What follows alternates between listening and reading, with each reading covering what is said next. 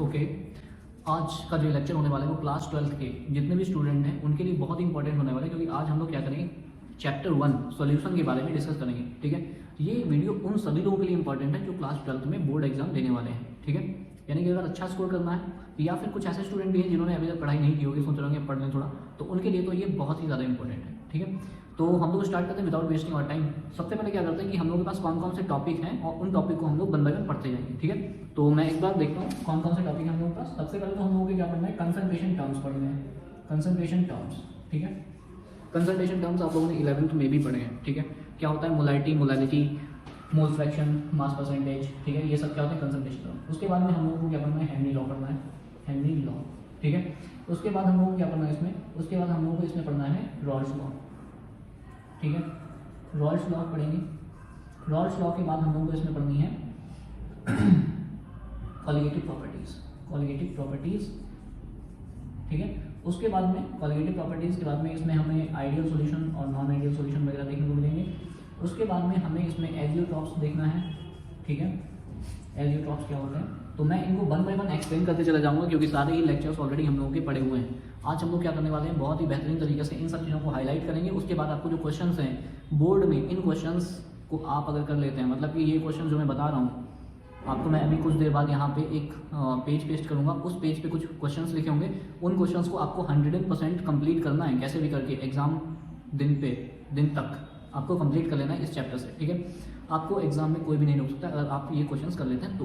ठीक है, तो चलिए स्टार्ट करते हैं। सबसे पहले क्या होता है कंसंट्रेशन टर्म्स। कंसंट्रेशन टर्म्स की अगर बात करें तो मोलारिटी क्या होती है, मोलारिटी का मतलब होता है number of moles of solute dissolve in 1 litre of solution is called molarity. ठीक है, तो हम इसको अगर उसके फॉर्मुलास की अगर बात करें तो उसका फॉर्मुला क्या होगा, m इक्वल्स टू n/v, है ना, जो कि हम लोग जनरली जानते हैं कि m इक्वल्स टू क्या होता है, number of moles upon volume of solution in litre. ठीक है, तो वॉल्यूम जो सॉल्यूशन का होगा वो क्या होगा, लीटर में होगा। उसके बाद हम लोगों का क्या है कि मोलारिटी होती है। मोलारिटी क्या होता है, molarity is also concentration term. इसमें क्या होता है, number of moles of solvent, number of moles of solute present in 1 kilogram of solvent, तो उसको हम लोग क्या बोलते हैं, मोलालिटी बोलते हैं। ठीक है, तो इस तरीके से अगर आपको यहाँ पे वीडियो क्वालिटी अच्छी लगे और ये वीडियो लेक्चर अच्छा लगे तो आप इसको सब्सक्राइब चैनल को किया ही होगा ऑलरेडी, लाइक करें, शेयर जरूर करें दोस्तों के साथ में। ठीक है, और वीडियो को ऑनलाइन देखें, डाउनलोड करने की जरूरत नहीं है। डाउनलोड करके वीडियो कोई मत देखना, ऑनलाइन देखना। ठीक है, बिकॉज इससे हम लोगों को भी थोड़ा फायदा होता है। तो यहाँ पे हेनरी लॉ, उसके बाद में कंसंट्रेशन टर्म्स के बाद में आता है मोल फ्रैक्शन। मोल फ्रैक्शन का मतलब क्या होता है कि जैसे आपके पास कोई सॉल्यूशन है, सॉल्यूशन में क्या होता है, एक सॉल्यूट होता है और एक सॉल्वेंट होता है ना, तो सॉल्यूट के बाद कुछ अमाउंट होगा और सॉल्वेंट का भी कुछ अमाउंट होगा, तो उनके कुछ मोल्स भी होंगे। तो इन दोनों के मोल्स के रिस्पेक्ट में जो मतलब जो टर्म यूज होता है उसको हम लोग बोलते हैं मोल फ्रैक्शन। ठीक है, तो मोल फ्रैक्शन को हम लोग एक्स से रिप्रेजेंट करते हैं, और एक्स ए अगर मान लिया, सॉल्वेंट या सॉल्यूट कुछ भी मान लिया, तो उसके मोल्स क्या रखते हैं, ऊपर रखते हैं, और टोटल मोल्स हम लोग क्या रखते हैं, नीचे रखते हैं, Na/Nb। ठीक है, तो Na/Nb क्या है, number of moles of substances x से, मतलब कि ए और बी के। ठीक है, उसके बाद में अब आप आ जाएं, मोल फ्रैक्शन हो गया। ठीक है, अब क्या होता है कि जो मोलारिटी और मोल फ्रैक्शन है, इसको एग्जाम में कई बार डायरेक्टली डेफिनेशन की फॉर्म में भी पूछा गया है कि define the molarity in molarity. एक और बात, which of the following term do not depend on temperature, यानी कौन सा कंसंट्रेशन टर्म टेम्परेचर पे इंडिपेंडेंट होता है, तो होता है molarity and mole fraction. This is very important question. कौन सा कंसंट्रेशन टर्म टेम्परेचर पे डिपेंड नहीं करता है, तो मोलारिटी एंड मोल फ्रैक्शन। ठीक है, because they depend on the mass, they do not depend on volume. Molarity होती है वो टेम्परेचर के साथ चेंज हो जाती है, लेकिन मोलारिटी और मोल फ्रैक्शन टेम्परेचर चेंज होने पर चेंज नहीं होते हैं। This is important question, it can be in MCQs। ठीक है, उसके बाद आ जाइए हेनरी लॉ। हेनरी लॉ क्या होता है, हेनरी लॉ का मतलब होता है कि जब हम किसी गैस को लिक्विड में डिसॉल्व करते हैं तो वहां पे एक लॉ आता है, उसको हम लोग बोलते हैं हेनरी लॉ। हेनरी लॉ में क्या बताया गया कि when the gas is dissolved in a liquid, so the partial pressure of the solution will be the directly proportional to the amount of the gas या mole fraction of the gas present in a solution. ठीक है, यानी कि जो solution होगा उसका जो pressure होगा it will be directly proportional to mole fraction of gas. ये हमने पढ़ा है हेनरी लॉ में, है ना, सभी ने पढ़ा होगा, पूरे साल पढ़ते ही आए हैं हेनरी लॉ। तो इसको हम क्या लिख सकते हैं, P इक्वल्स टू KHX। ठीक है, KHX लिख सकते हैं, तो यही हमारा हेनरी लॉ होता है, P इक्वल्स टू KHX। अब यहाँ पे P क्या है, प्रेशर ऑफ सॉल्यूशन। ठीक है, KH क्या है, हेनरी लॉ कांस्टेंट, और X क्या है, मोल फ्रैक्शन ऑफ गैस। ठीक है, ओके, इतनी सारी चीज़ें हमको बहुत अच्छी तरीके से आती हैं और हमको आनी भी चाहिए। ठीक है, उसके बाद हमको क्या करना है कि हम लोग के पास में जो ये आया है, क्या बोलते हैं इसको, हेनरी लॉ। अब ये हमें डिपेंड कर, अब यहाँ पे हम कंपेयर करेंगे, प्रेशर के डायरेक्टली प्रोपोर्शनल होता है KH। अगर प्रेशर बढ़ेगा तो KH की वैल्यू बढ़ेगी, या फिर KH अगर किसी गैस का ज़्यादा है, किसी गैस का KH ज़्यादा है तो उसका प्रेशर भी ज़्यादा होगा, उस सॉल्यूशन का प्रेशर ज़्यादा होगा, ठीक है। अब अगर हम बात करें KH और सॉल्युबिलिटी की, तो हमने देखा कि ये 1/x होता है। x is what? Solubility, solubility या फिर अमाउंट ऑफ सॉल्यूट या फिर गैस, ठीक है, जो कि सॉल्यूशन में बात हो रही है इसमें हेनरी लॉ में। तो अगर सॉल्युबिलिटी ज़्यादा होती है, किसी गैस की सॉल्युबिलिटी ज़्यादा होती है, तो वहाँ पे KH की वैल्यू कम आती है। This is very important question sorry, ये बहुत ही इंपॉर्टेंट क्वेश्चन है बोर्ड के लिए कि KH की वैल्यू अगर ज़्यादा होती है तो गैस की सॉल्युबिलिटी कम होती है, यानी उस वाले सॉल्यूशन में गैस कम डिजॉल्व होगी, ठीक है। ओके, क्लियर है? आई होप आपको ये सब चीज़ें समझ में आ रही हो, क्योंकि आपने ऑलरेडी बहुत ही अच्छी तरीके से पढ़ी हुई है। आपको अगर ये नहीं पता है तो आप हमारे दूसरे प्लेलिस्ट में जाकर के देख सकते हैं, वहाँ पे सारे वीडियोस पड़े हुए हैं। लेकिन आज का वीडियो ही मतलब भर का होगा, अगर आप इन सब चीज़ों को सुन लेते हैं तो आपका एग्जाम बहुत बढ़िया हो जाएगा, ठीक है। उसके बाद में अब आप आ जाइए हेनरी लॉ की एप्लीकेशन के ऊपर। तो हेनरी लॉ का जो एप्लीकेशन है, एक तो सॉफ्ट ड्रिंक्स में है। जब भी सॉफ्ट ड्रिंक्स में काफ़ी हाई प्रेशर पे गैस को डिजॉल्व किया जाता है, तो इसलिए क्या होता है, जब भी हम पेप्सी, कोका कोला, मिरिंडा, इन सब की बॉटल को अगर हम ओपन करते हैं तो वहाँ से गैस इवॉल्व होती है साउंड के साथ में। ये हेनरी लॉ वहाँ पे वर्क कर रहा है। उसके बाद में आ जाओ, हाई एल्टीट्यूड पे जाने पे सोचने समझने की कंडीशन कम हो जाती है, इसको हम लोग क्या बोलते हैं, एनॉक्सिया, ठीक है। दूसरा और क्या होता है एप्लीकेशन, सी डाइवर्स, जो स्कूबा डाइवर्स होते हैं, वो सी मतलब ओशियन के अंदर जाने पर क्या होते हैं, अपने साथ में ऑक्सीजन का सिलेंडर ले आते हैं। उस ऑक्सीजन के सिलेंडर में नाइट्रोजन और हीलियम की का मिक्सचर होता है। अब ये हीलियम और नाइट्रोजन क्यों भरे जाते हैं, ऑक्सीजन ही क्यों नहीं भरते हैं, तो उसके लिए आपको पता होगा कि जो हीलियम होता है, जो नाइट्रोजन होता है, वो डाइल्यूटेंट की तरह काम करता है, जबकि हीलियम जो होता है वो नाइट्रोजन के इफेक्ट को कम करता है मेरी बॉडी में, इसलिए उन दोनों को मिक्स करके लिया जाता है, ठीक है। आई होप ये सब चीज़ें आपको क्लियर है ऑलरेडी। उसके बाद में आ जाइए सेकंड थर्ड वाले क्वेश्चन पे, रॉल्स लॉ। रॉल्स लॉ क्या होता है? रॉल्स लॉ होता है दो लिक्विड के बीच सॉल्युबिलिटी को कंपेयर करने के लिए। जैसे आपके पास दो लिक्विड है, लिक्विड ए है, एक लिक्विड बी है, ठीक है, और दोनों ही लिक्विड कैसे हैं, वोलेटाइल। वोलेटाइल का मतलब क्या होता है, ऐसा लिक्विड जो वेपर में कन्वर्ट हो जाता हो आसानी से, उसको हम लोग बोलते हैं वोलेटाइल लिक्विड। जैसे कि अगर अल्कोहल और वाटर को अगर हम कंपेयर करें तो अल्कोहल और वाटर में alcohol is more volatile because वो आसानी से वेपर में कन्वर्ट हो रहा है, ठीक है। तो जितने भी वोलेटाइल लिक्विड होते हैं उन दोनों को जब हम मिक्स करते हैं तो उनसे जो सॉल्यूशन बनता है उसका वेपर प्रेशर कुछ होता होगा। तो दो लिक्विड के मिक्स करने पर जो लॉ लगता है उसको हम लोग बोलते हैं रॉल्स लॉ, ठीक है। तो रॉल्स लॉ में क्या बताया गया, when two miscible volatile liquids are mixed to each other then the resulting solution will have the vapor pressure equal to the sum of the vapor pressure of the liquid A and liquid B, है ना। यानी कि जो solution बनेगा उसका vapour pressure PT बोलेंगे और PT जो होगा वो PA और PB के सम के इक्वल होगा। ये चीज़ हम लोग पढ़ के हैं ऑलरेडी, है ना, PA प्लस PB होता है। अब बात ये है कि जो प्रेशर लिक्विड A का प्रेशर और लिक्विड B का प्रेशर किस पे डिपेंड करेगा, लिक्विड A का प्रेशर डिपेंड करेगा लिक्विड A और B का प्रेशर डिपेंड करेगा लिक्विड के अमाउंट पे, यानी कि लिक्विड के अमाउंट ऑफ लिक्विड पे। तो अमाउंट ऑफ लिक्विड को इन्होंने कहा कि हम लोग मोल फ्रैक्शन ही मानेंगे। सो लिक्विड ए का जो होगा pressure it will be directly proportional to mole fraction of A, ठीक है, ये बात हमको पता है। और लिक्विड बी का जो होगा it will be directly proportional to mole fraction of B, ठीक है। ये चीज़ें हमको पता है ऑलरेडी, हमको दोबारा पता करने की जरूरत नहीं है। लेकिन जिन बच्चों ने अभी तक नहीं पढ़ा है उनको ये बता रहा हूँ कि ये सारी चीज़ें डायरेक्टली एग्जाम में आती हैं। रॉल्स लॉ, हेनरी लॉ तो एग्जाम में डायरेक्ट पूछा गया, ठीक है, यहाँ से क्वेश्चन बन सकता है 99%, रॉल्स लॉ से क्वेश्चन बन सकता है 90%, ठीक है। उसके बाद तो जब हम ये करते हैं ना पूरा टोटल, तो जब दोनों का सम हो जाएगा तो उसको वो बोलेंगे सॉल्यूशन का vapour pressure. So it will be equal to the PT equals to P not A x A plus P not B x B, है ना, ये आता है, क्लियर है। उसके बाद क्या होता है कि यहाँ पे एक्स ए और एक्स बी में से किसी की भी एक वैल्यू रख लेंगे, 1 माइनस एक्स बी या 1 माइनस एक्स ए, तो हमें यहाँ से एक नया फॉर्मूला मिल जाएगा जो कि आपको ऑलरेडी पता है, ठीक है। आपके नोट्स में सारी चीज़ें लिखी हुई हैं, अगर आप नोट्स अपना प्रिपेयर करके जाते हैं so I am 101% sure that no any question will be out of your syllabus, ठीक है, ओके, क्लियर है। उसके बाद अब हम बात करते हैं कि ये जो रॉल्स लॉ है इसके अब क्या होता है कि ऐसे सॉल्यूशन, जैसे हमारे पास दो लिक्विड थे, लिक्विड ए और लिक्विड बी को मिला दिया और उनके मिलाने के बाद जो सॉल्यूशन बना उसका वेपर प्रेशर दोनों के सम के इक्वल आया, तो ऐसे सॉल्यूशंस को बोलते हैं आइडियल सॉल्यूशन। सो दो solution which obey the Raoult's law at all the temperature and pressure these are called ideal solution, ठीक है। और आइडियल सॉल्यूशंस जो होते हैं उनके लिए कुछ कंडीशन होती है। जैसे आइडियल सॉल्यूशन जो होंगे उसमें सबसे पहले तो डेल्टा H मिक्सिंग क्या होती है, 0 होती है, वहाँ पे एंथैल्पी चेंज नहीं होगा मिलाने पे। डेल्टा V मिक्सिंग भी क्या होता है, 0 होता है, वॉल्यूम में चेंज नहीं होगा।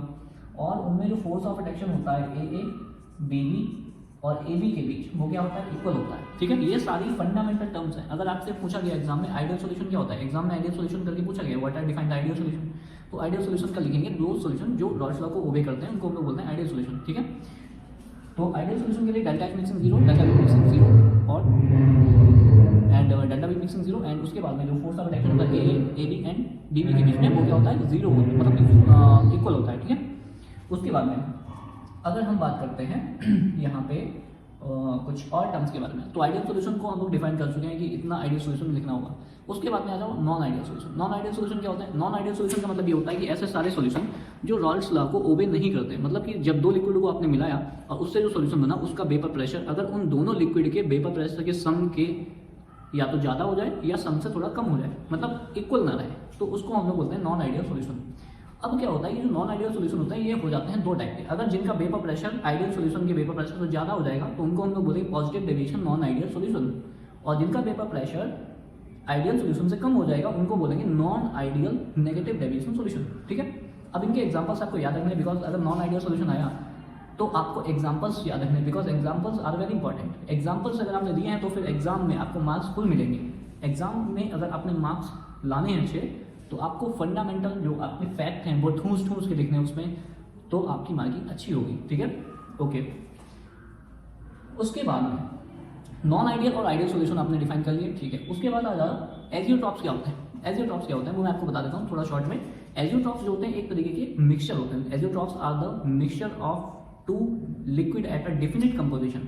डिफिनिट कंपोजिशन का मतलब होता है जब हम फिक्स्ड अमाउंट के दो लिक्विड्स को आपस में मिक्स करते हैं और उनसे जो सॉल्यूशन बनता है उस सॉल्यूशन का जो वेपर प्रेशर, उन सॉल्यूशन का जो बॉइलिंग पॉइंट होता है वो ऑलमोस्ट इक्वल होता है मिक्स होने वाले लिक्विड्स के, तो इनको हम लोग क्या बोलते हैं? एजियोट्रॉप्स बोलते हैं। अब ये एजियोट्रॉप्स क्या होता है कि कभी कभी ऐसा होगा कि हमने जो दो लिक्विड मिक्स किए हैं फिक्स कंपोजिशन पे, उनका बॉइलिंग पॉइंट, उनसे जो सॉल्यूशन बना है उसका boiling point as compare to pure liquid से थोड़ा ज़्यादा हो जाता है, तो उसको बोलते हैं मैक्सिमम बॉइलिंग एजियोट्रॉप। ठीक है, और अगर जो सॉल्यूशन बना है दो लिक्विड्स को मिक्स करने पर फिक्स कंपोजिशन पे, उसका अगर वेपर प्रेशर, उसका जो बॉइलिंग पॉइंट है वो कम है, तो उसको हम बोलते हैं मिनिमम बॉइलिंग एजियोट्रॉप। ठीक है, तो इस तरीके से हम लोगों ने एजियोट्रॉप्स को भी खत्म कर दिया है। इसके बाद हम लोग क्या करेंगे? क्वालिटेटिव प्रॉपर्टी की तरफ बढ़ेंगे। ओके, तो हम लोगों ने क्या कर दिया है? हम लोगों ने एजियोट्रॉप्स, क्वालिटेटिव प्रॉपर्टी हम लोगों की बची हुई है, तो क्वालिटेटिव प्रॉपर्टी को हम लोग स्टार्ट करते हैं। तो क्वालिटेटिव प्रॉपर्टीज होते क्या है इसके बारे में आप सभी लोग अच्छी तरीके से जानते हैं। क्वालिटेटिव प्रॉपर्टी का मतलब ये होता है कि जब हम कोई किसी भी सोल्यूट को सॉल्वेंट में मिलाते हैं तो सॉल्यूशन बनता है, तो सॉल्यूशन की कुछ प्रॉपर्टीज जो अमाउंट ऑफ सॉल्यूट पे डिपेंड करती हैं। ठीक है, यानी कि ऐसी सारी all those property of a solution which depend upon the amount of the solute, यानी अमाउंट ऑफ सॉल्यूट अगर बढ़ेगा तो उनकी वैल्यू बढ़ेगी, अमाउंट ऑफ सॉल्यूट अगर घटेगा तो उनकी वैल्यू भी घटेगी। तो इस टाइप की जो प्रॉपर्टीज होती हैं सॉल्यूशन की उसको हम लोग बोलते हैं कॉलिगेटिव प्रॉपर्टीज। ठीक है, अब ये कॉलिगेटिव प्रॉपर्टी कौन कौन सी होती है मैं आपको वन बाय वन बताते जाता हूँ। सबसे पहले relative loading in vapour, elevation in boiling point मान लेते हैं। Elevation in boiling point, elevation in boiling point का मतलब ये होता है कि जब आप किसी लिक्विड में नॉन वोलेटाइल सॉल्यूट ऐड करते हैं तो उससे जो सॉल्यूशन बनेगा उस सॉल्यूशन का बॉइलिंग पॉइंट प्योर लिक्विड के बॉइलिंग पॉइंट से ज़्यादा हो जाएगा। इसको बोलेंगे एलिवेशन इन बॉइलिंग पॉइंट, मतलब बॉइलिंग पॉइंट का बढ़ जाना। ठीक है, इसको हम लोग कैसे रिप्रेजेंट करते हैं? Delta T B equals to K B into W2 upon M2 into W1। ठीक है, ये जो चीज़ें हैं यहाँ पे ये पूरा टर्म है, this is what, this is molality. ठीक है, हम लोगों ने पढ़ा है delta T B equals to K B into M small. ठीक है, तो डेल्टा टी बी क्या है? डेल्टा टी बी हमारा एलिवेशन इन बॉइलिंग पॉइंट। ठीक है, डेल्टा टी बी को कैसे हम लोग लिख सकते हैं? Delta T B can be represented as T B minus T not B, ऐसे लिखेंगे। ये जो टी बी है ये क्या है? बॉइलिंग पॉइंट ऑफ सॉल्यूशन है। टी नॉट बी क्या है? बॉइलिंग पॉइंट ऑफ सॉल्वेंट है। सॉल्वेंट जनरली क्या होता है? वाटर होता है, तो वाटर का बॉइलिंग पॉइंट होता है 100 डिग्री सेल्सियस। 100 डिग्री सेल्सियस मतलब 373.5 15 केल्विन, 15 मतलब 15। ठीक है, तो इस तरीके से क्या होता है हमें पता होना चाहिए। बॉइलिंग पॉइंट जो सॉल्वेंट का होता है वो नहीं बताएगा, आपको पता होना चाहिए। 100 डिग्री सेल्सियस होता है जो कि 373 होता है, याद रखना है। ठीक है, so this is the elevation in boiling point. दूसरी क्या होती है? Depression in freezing point. तो जब भी आप किसी सॉल्यूट को सॉल्वेंट में ऐड करते हो तो बॉइलिंग पॉइंट तो बढ़ जाता है, लेकिन फ्रीजिंग पॉइंट क्या हो जाता है? कम हो जाता है, क्योंकि बॉइलिंग पॉइंट और फ्रीजिंग पॉइंट एक दूसरे क्या होते हैं? अपोजिट होते हैं। इसीलिए ऐसा होता है कि बॉइलिंग पॉइंट अगर बढ़ेगा तो फ्रीजिंग पॉइंट घटेगा। ठीक है, तो फ्रीजिंग पॉइंट के लिए क्या लिखेंगे? Delta T F equals to K F into W2 upon M2 into W1। ये हमारा हो गया डिप्रेशन इन फ्रीजिंग पॉइंट, और ये हो गया क्रायोस्कोपिक कांस्टेंट, है ना, या इसको हम लोग बोलते हैं डिप्रेशन कांस्टेंट, है ना, depression in freezing point constant. इसको क्या बोलते हैं? एब्यूलोस्कोपिक कांस्टेंट। इनके नाम भी याद रखना। के बी क्या होता है? एब्यूलोस्कोपिक कांस्टेंट। के एफ क्या होता है? Cryoscopic constant. ठीक है, अच्छा, डेल्टा टी एफ को कैसे लिखते हैं? डेल्टा टी एफ को हम लोग ऐसे लिखते हैं, टी एफ नॉट एफ वाला यानी T not F minus T F. क्यों ऐसा? क्योंकि यार इसमें देखो यहाँ पे चेंजेस हैं, टी नॉट एफ पहले है, टी एफ बाद में। यहाँ पे नॉट वाला बाद में है, वो पहले है। क्यों? क्योंकि ज़्यादा से कम को हटाएंगे। ठीक है, ओके, क्लियर है? आपको ये सब चीज़ें पता होनी चाहिए। उसके बाद में और कौन सी क्वालिटी प्रॉपर्टी होती है, relative loading in vapour pressure. Yes, relative loading in vapour pressure क्या होता है कि जब भी हम किसी लिक्विड में नॉन वोलेटाइल सॉल्यूट ऐड करते हैं तो उससे जो सॉल्यूशन बनता है उसका वेपर प्रेशर कम हो जाता है प्योर लिक्विड के वेपर प्रेशर से। इसी को बोलते हैं relative loading in vapour pressure. ठीक है, अभी तक आप लोगों ने चैनल को सब्सक्राइब नहीं किया तो चैनल को सब्सक्राइब कर लीजिए और हम लोगों के साथ बने रहें। सब्सक्राइब करने के साथ शेयर भी कर दीजिएगा। तो relative loading in vapour pressure क्या होता है, Ts minus P not S, P not upon P not equals to mole fraction of solute, जिसको हम लोग क्या लिख सकते हैं N2 अपॉन N1 या फिर NaNB करके लिख सकते हैं। ठीक है, so this is the relative loading in vapour pressure. ठीक है, P not is what, vapour pressure of pure liquid, Ps is vapour pressure of solution. ठीक है, ओके। उसके बाद क्या होता है, उसके बाद होता है ऑस्मोटिक प्रेशर। ऑस्मोटिक प्रेशर का मतलब क्या होता है, ऑस्मोटिक प्रेशर जो होता है पाई दिखाता है ना, pi equals to CRT।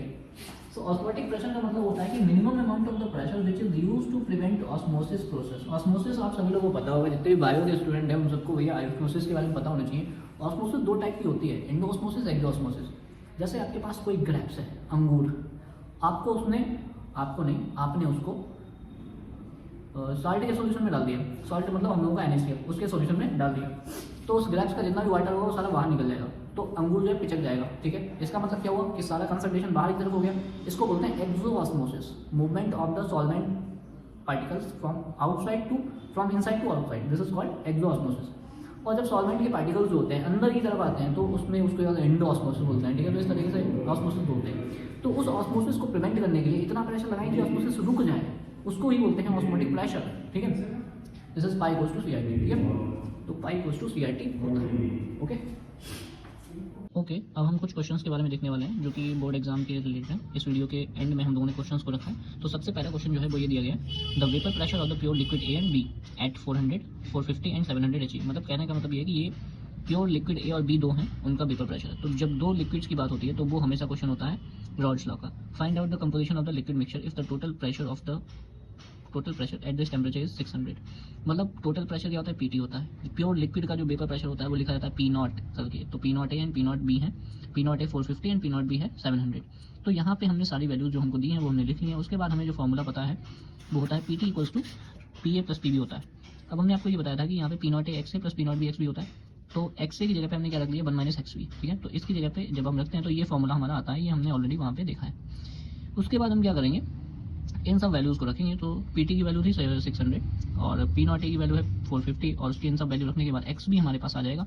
XB की वैल्यू निकल के यहाँ पे आ जाती है 0.6 और जब XB हमारे पास आ जाता है तो फिर हमें XA मिल जाएगा 0.4। ठीक है, तो इस तरीके से ये जो क्वेश्चन था, जब प्योर लिक्विड की बात होगी तो वो क्वेश्चन हमेशा क्या होता है, रॉल्स लॉ का क्वेश्चन है। और ये एग्जाम में कई बार पूछा गया है, मोस्ट इंपॉर्टेंट क्वेश्चन ये रॉल्स लॉ का होता है। ठीक है, इससे ये एग्जाम में पूछा जाता है। ओके, सेम क्वेश्चन आप ये ट्राई कर सकते हो। इसमें क्या दिया गया, in aqua solution containing 20% by wait. इसमें क्या कह रहा है कि 20% by weight of liquid A has a vapour pressure of 160। Liquid A जो है ना वो 20% है और उसका जो वेपर प्रेशर है वो इतना है। Find the vapour pressure of the pure liquid A if the water is 150। तो ये सेम क्वेश्चन, ये भी क्या है, रॉल्स लॉ का ही क्वेश्चन है। तो इसको भी आप क्या कर सकते हो, ट्राई कर सकते हो। 20% का मतलब ये हो गया कि 20 ग्राम मान लेना। ठीक है, और दूसरा लिक्विड होगा वो क्या हो जाएगा, 80 ग्राम। ठीक है, अब नेक्स्ट क्वेश्चन की तरफ बढ़ते हैं। हमारे दूसरे टाइप के क्वेश्चन कैसे आते हैं बोर्ड में। ओके, अगला क्वेश्चन हमारे पास क्या है, 30 ग्राम यूरिया, मोलर मास दिया उसका 60 gram, is dissolve in 846 gram of water. Calculate the vapour pressure of the water for the solution. कहने का मतलब ये है कि 30 ग्राम यूरिया डिजॉल्व है इतने ग्राम वाटर में। ठीक है, calculate the vapour pressure of the water for the solution, मतलब वेपर प्रेशर ऑफ सॉल्यूशन निकालना है यहाँ पे। If the vapour pressure of the pure water at इतना 23.8। देखो ये जो क्वेश्चन होता है जिसमें कि कोई सॉलिड जो है ना लिक्विड में ऐड किया जाता है तो वो क्वेश्चन होता है relative loading in vapour pressure का। ठीक है, तो यहाँ पे 30 ग्राम यूरिया क्या हो गया, W2 हो गया और उसका ये M2 हो गया है और यहाँ पे 846 ग्राम क्या हो गया, ये मास ऑफ सॉल्वेंट हो गया है W1। उसके बाद में वेपर प्रेशर ऑफ सॉल्यूशन निकालना ही है, जबकि वो कह रहा है कि वाटर का वेपर प्रेशर इतना ही नहीं है, ये है तुम्हारे पास P नॉट। ठीक है, अब रिलेटिव लोडिंग का जो फॉर्मूला होता है वो हमें पता है कि P not minus PS upon P not equals to X2 और X2 को हम लोग क्या लिखते हैं, M2 W2 upon M2 into W1 upon M1 करके लिखते हैं। ठीक है, तो हमने रिलेटिव लोडिंग का फॉर्मूला लगा लिया। अब हमने क्या दिया है, हमको दिया है 23.8, ये वैल्यू हमको दी है ऑलरेडी। PS हमको निकालना है। ठीक है, उसके बाद में W2 हमको दिया है, वो कह रहा है 30 ग्राम यूरिया, तो 30 ग्राम दिया। उसका मोलर मास वाटर का 18 होता है और उसका मोलर मास कितना होता है 60, जो कि यहाँ पे दिया है। और W1 हमको दिया 846। ठीक है, तो जब ये फॉर्मूला रखोगे उसके बाद ये वैल्यूज कर लेना उसके बाद इसको सॉल्व करने के बाद क्रॉस मल्टीप्लाई हो जाएगी, क्रॉस मल्टीप्लाई के बाद आपके पास जो प्रेशर निकल के आएगा सोल्यूशन का वो 23.55 निकल के आएगा। तो इस तरीके से हम जो इंपॉर्टेंट क्वेश्चन है बोर्ड में, बोर्ड के इंपॉर्टेंट क्वेश्चंस बता रहे हैं, इनमें से ही बोर्ड में क्वेश्चन मिलेंगे। ठीक है, अगला जो टाइप हमारे पास है क्वेश्चन का वो है calculate the mass of the compound. ठीक है, molar mass 256 to be dissolve in 75 gram of benzene to lower its freezing point by 0.48 kelvin. देखो फ्रीजिंग पॉइंट और बॉइलिंग पॉइंट वाले क्वेश्चन में से एक क्वेश्चन बोर्ड में आ जाता है। ठीक है, यहाँ पे टीएफ वाला क्वेश्चन है, तो हमारे पास सबसे पहले तो हमें डेल्टा टीएफ वाला फॉर्मूला पता होना चाहिए, के एफ W2 अपन W1 into और 1000 से डिवाइड होना है। ठीक है, उसके बाद में हम क्या करेंगे, हमको कौन कौन सी वैल्यूज दी है वो कह रहे हैं calculate the mass of the compound, मतलब जो चीज़ पड़ी है उसका मास कितना है, तो इसका मतलब सोल्यूट का मास पूछ रहा है, और सोल्यूट क्या होता है W2। ठीक है, तो W2 निकालना है। यहाँ पे एक चीज़ और देख सकते हो, वो कह रहा है कि जब हम ये सोल्यूट ऐड करते हैं बेंजीन में, so it's lower its freezing point by 0.48 kelvin, मतलब उसका जो फ्रीजिंग पॉइंट है ना सोल्यूशन का वो इतना कम हो जाता है। जब भी आपको वैल्यू बहुत छोटी दी होती है ना 0.25, 0.48 या 2.3, ये सब लोअरिंग होती है वेपर प्रेशर या उसमें वेपर फ्रीजिंग पॉइंट में या एलिवेशन इन बॉइलिंग पॉइंट होता है। ठीक है, ये सब छोटी चीज़ें होती है, ये सब क्या होती है डेल्टा टीएफ और डेल्टा टीबी ही होती है। ठीक है, अब अगर यहाँ पे 0.48 डिग्री सेल्सियस लिखा होता है तो आप उसमें केल्विन में नहीं चेंज करते, ये चीज़ याद रखनी है। जब भी डेल्टा टीएफ या डेल्टा टीबी दिया होता है तो वो केल्विन में हो चाहे डेल्टा डिग्री सेल्सियस में हो, वैसे ही रख लिया जाता है। हम उसे डिग्री सेल्सियस से केल्विन में नहीं ले जाते हैं। ठीक है, टेम्परेचर को लिए जाते हैं, मेल्टिंग और बॉइलिंग पॉइंट को केल्विन में चेंज करते हैं, रिलेटिव डिफरेंस को नहीं चेंज करते। ठीक है, तो फॉर्मूला जो हमने रखा यहाँ पे, तो के एफ की वैल्यू हो गई, इन सब की वैल्यू जो हमने रखी तो यहाँ पे W2 वैल्यू 1.8 निकल के आएगी। ठीक है, तो इस तरीके से ये हमारा एक और इंपॉर्टेंट क्वेश्चन होता है जो बोर्ड में पूछा जाता है। ठीक है, यहाँ पे वैल्यूज चेंज हो सकती है, मैं ये नहीं कर रहा हूँ कि यही क्वेश्चन आएगा, बट इस टाइप का क्वेश्चन आता है। ठीक है, आप नेक्स्ट क्वेश्चन की तरफ बढ़ते हैं। तो फाइनली हमारे पास वो क्वेश्चन भी आ गया जिसके बारे में बात कर रहा था। क्या कह रहा है, calculate the mass of the ascorbic acid to be dissolve. कहने का मतलब है कि डिसॉल्व क्या चीज़ है, ascorbic acid 75 gram acetic acid में to lower its melting point by 1.5 degree Celsius. देखो ये तो जो lower its melting point by, यानी कि यहाँ पे डेल्टा टीएफ दिया गया, लेकिन ये डेल्टा टीएफ डिग्री सेल्सियस में है। तो मैंने अभी आपको एक की पॉइंट बताया था कि डेल्टा टीएफ कभी अगर सेल्सियस में हो चाहे केल्विन में हो वो वैसे ही दिया जाता है। ठीक है, calculate the mass of ascorbic acid, मतलब यहाँ पे मैं W2 निकालना है, ये क्या है W1 है, W2 निकालना है क्योंकि कितना पड़ा हुआ है एस्कॉर्बिक एसिड एसिटिक एसिड में। ठीक है, तो M2 क्या होता है एस्कॉर्बिक एसिड का, वो यहाँ पे दिया नहीं है, तो हम इसके फॉर्मूले से निकाल लेंगे। फॉर्मूले से निकालेंगे तो 176। सबसे पहले फॉर्मूला क्या लगेगा इस वाले क्वेश्चन में वो पता होना चाहिए। इसमें वो फॉर्मूला लगेगा delta TF equals to KF W2 upon M2 into W1। ठीक है, जब फॉर्मूला पता होगा तो आप आगे की प्रोसेस कर पाओगे। उसके बाद में M2 यहाँ से हमने निकाल लिया, इसके फॉर्मूले से 176 आया। Lowering of the melting point जो दी गई है, यानी कि डायरेक्ट यहाँ पे लोअरिंग दी गई है। जब भी कभी कम वैल्यू दी होती है ना, हमेशा याद रखना, कभी कम वैल्यू दी होती है वो डायरेक्ट लोअरिंग या एलिवेशन दिया होता है, और उसको हमें ऐसे ही रखना होता है 1.5, चाहे डिग्री सेल्सियस लिख लो चाहे केल्विन रख लो। ठीक है, उसके बाद में हमने फॉर्मूला रखा और फॉर्मूले में हमें डेल्टा टीएफ तो दिया था लेकिन W2 निकालना था, तो बस W2 निकाल लेंगे, बाकी सारी वैल्यू को जो हम रखेंगे तो यहाँ से आंसर आएगा 5.08। ठीक है, तो इसके बाद हम लोग नेक्स्ट क्वेश्चन की तरफ बढ़ते हैं। ओके, अब ये क्वेश्चन भी आप देख सकते हैं, इस क्वेश्चन पे भी ध्यान देने वाली बात है कि calculate the freezing point of aqua solution, मतलब इस वाले क्वेश्चन में तुम्हें एक्वा सोल्यूशन का फ्रीजिंग पॉइंट निकालना है। ठीक है, containing 10.5 gram of MgBr2 in 200 gram of water. ठीक है, मतलब पहली बात तो ये है कि ये क्वेश्चन है कहाँ का, ये क्वेश्चन है डेल्टा टीएफ वाला। ठीक है, फ्रीजिंग पॉइंट वहीं आता है। अब क्या करोगे, जब भी डेल्टा टीएफ या डेल्टा टीबी का क्वेश्चन आप सॉल्व करोगे तो सबसे पहले ये देखोगे कि उसमें सोल्यूट कैसा है, इलेक्ट्रोलाइट तो नहीं है। तो अगर इलेक्ट्रोलाइट है तो वो उसमें 1 फैक्टर लग जाएगा, तो फॉर्मूला हम लगाएंगे डेल्टा टीएफ इक्वल टू आई के एफ और एम। ठीक है, अब क्योंकि जो MgBr2 होता है वो आयोनाइजेबल होता है, MgBr2 जो है पानी में जाकर के Mg++ प्लस 2Br-, यानी कि इसके लिए 3 आयंस आते हैं, तो 1 फैक्टर कितना हो जाएगा, 3 हो जाएगा। ठीक है, तो यहाँ पे हम लोग फॉर्मूला लगा लेंगे डेल्टा टीएफ इक्वल टू आई के F W2 upon M2 into W1 और ऊपर 1000। ठीक है, तो बस यहाँ से निकाल लेंगे। अब यहाँ पे तुम्हें एक प्रॉब्लम ये है कि यहाँ पे तुम्हें TF निकालना है, मतलब सॉल्यूशन का फ्रीजिंग पॉइंट।